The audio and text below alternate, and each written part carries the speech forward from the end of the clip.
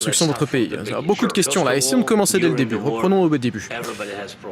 Depuis le début de la guerre, tout le monde a des problèmes, même vous. Mais vous avez un océan qui vous protège. Mais ne vous sentez pas autant en sécurité là-dedans. Ça, vous n'en savez rien. Vous n'en savez rien. Que Dieu vous en garde. Ne nous dites pas ce que nous allons faire. Nous essayons de résoudre un problème. Ne nous dites pas comment nous allons nous sentir.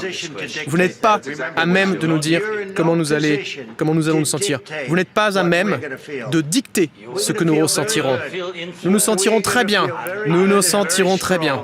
Nous nous sentirons très fort.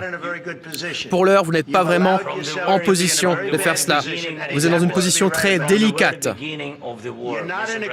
Vous n'êtes pas dans la bonne position. Vous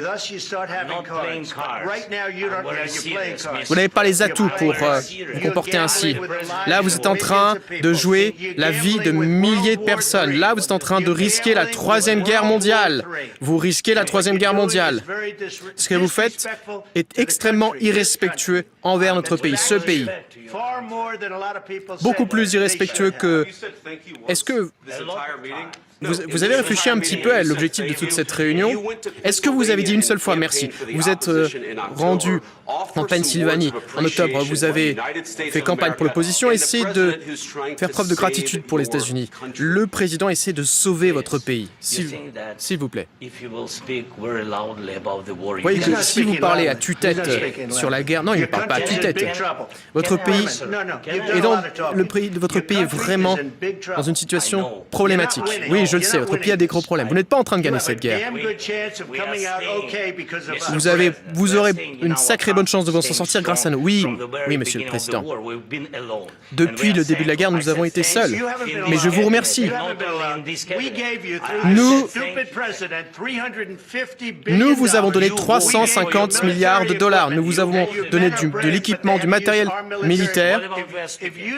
Si vous n'aviez pas eu notre matériel militaire, si vous n'aviez pas eu notre équipement militaire, cette guerre aurait été terminée en 2 semaines.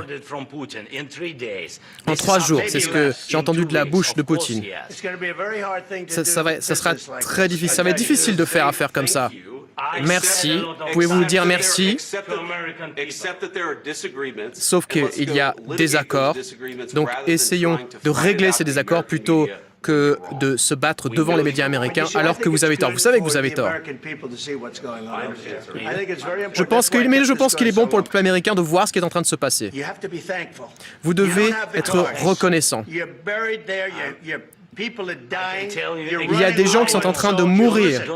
Vous avez de moins en moins de soldats. Vous serez bientôt à court de soldats. Et là, vous nous dites que vous ne voulez pas de... Vous nous dites, je ne veux pas de cessez-le-feu. Écoutez, si vous pouvez obtenir un cessez-le-feu dès maintenant, moi je vous dis, prenez-le. Et les balles arrêteront de fuser.